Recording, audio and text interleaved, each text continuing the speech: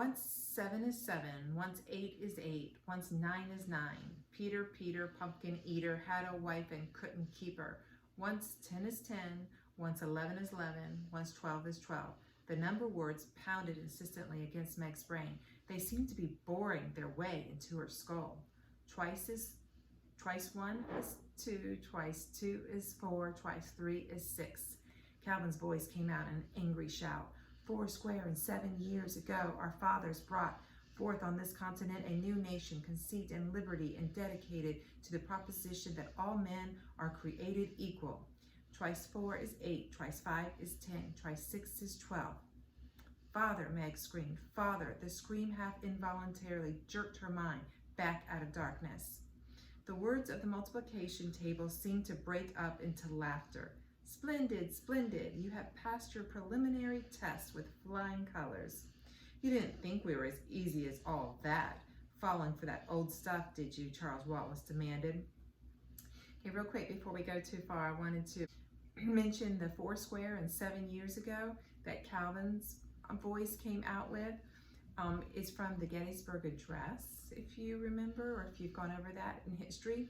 Abraham Lincoln in 1863 during the Civil War gave a speech, and it's one of the most famous American speeches. I hope not. I most sincerely hope not. But after all, you are very young and very impressionable, and the younger the better, my little man. The younger the better.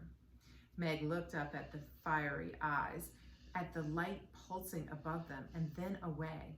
She tried looking at the mouth, at the thin, almost colorless lips, and this was more possible, even though she had to look obliquely so that she was not sure exactly what the face really looked like, whether it was young or old, cruel or kind, human or alien. If you please, she said, trying to sound calm and brave. The only reason we are here is because we think our father is here. Can you tell us where to find him? Ah, your father. There seemed to be a great chortling of the light. Ah, yes, your father.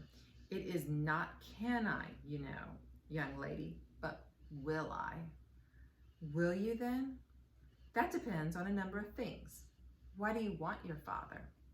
Didn't you ever have a father yourself? Meg demanded. You don't want him for a reason. You want him because he's your father. Ah, but he hasn't been acting very like a father lately, has he? Abandoning his wife and his 4 little children to go gallivanting off on a wild adventure of his own. He was working for the government. He'd never have left us otherwise. And we want to see him, please, right now. My, but the little miss is impatient.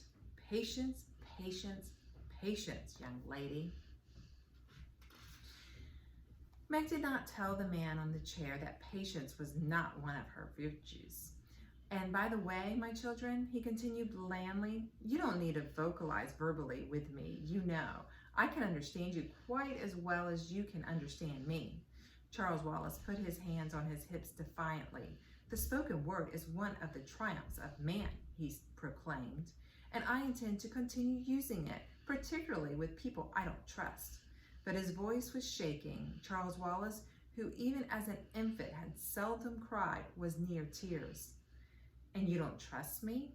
What reason have you given us to trust you? What cause have I given you for distrust? The thin lips curled slightly. Suddenly, Charles Wallace darted forward and hit the man as hard as he could, which was fairly hard, as he had had a good deal of coaching from the twins. Charles, Meg screamed. The men in dark smocks moved smoothly, but with swiftness, to Charles. The man in the chair casually raised one finger, and the men dropped back. Hold it, Calvin whispered, and together he and Meg darted forward and grabbed Charles Wallace, pulling him back from the platform. The man gave a wince, and the thought of his voice was a little breathless, as though Charles Wallace's punch had succeeded in winding him. May I ask why you did that? Because you aren't you, Charles Wallace said. I'm not sure what you are, but you, he pointed to the man on the chair, aren't what's talking to us. I'm sorry if I hurt you. I didn't think you were real. I thought perhaps you were a robot because I don't feel anything coming directly from you. I'm not sure where it's coming from, but it's coming through you. It isn't you. Pretty smart, aren't you? The thought asked, and Meg had an uncomfortable feeling that she detected a snarl. It's not that I'm smart, Charles Wallace said, and again Meg could feel the palm of his hand sweating inside hers.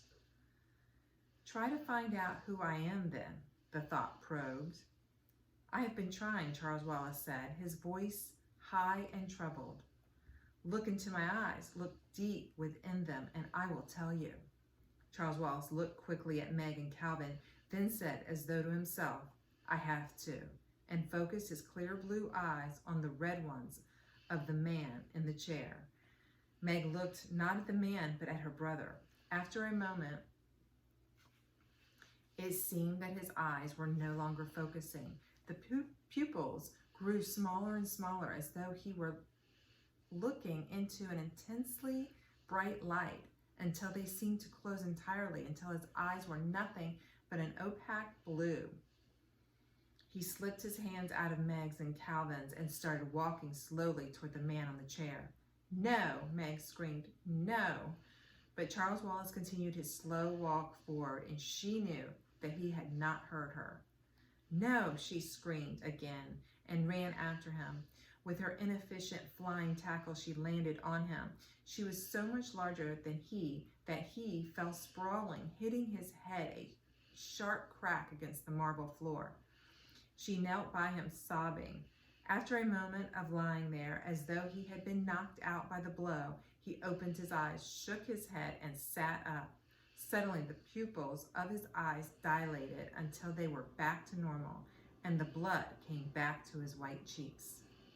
The man on the chair spoke directly into Meg's mind, and now there was a distinct menace to the words. I am not pleased, he said to her. I could very easily lose patience with you, and that, for your information, young lady, would not be good for your father. If you have the slightest desire to see your father again, you had better cooperate. Meg reacted as she sometimes reacted to Mr. Jenkins at school. She scowled down at the ground in sullen fury.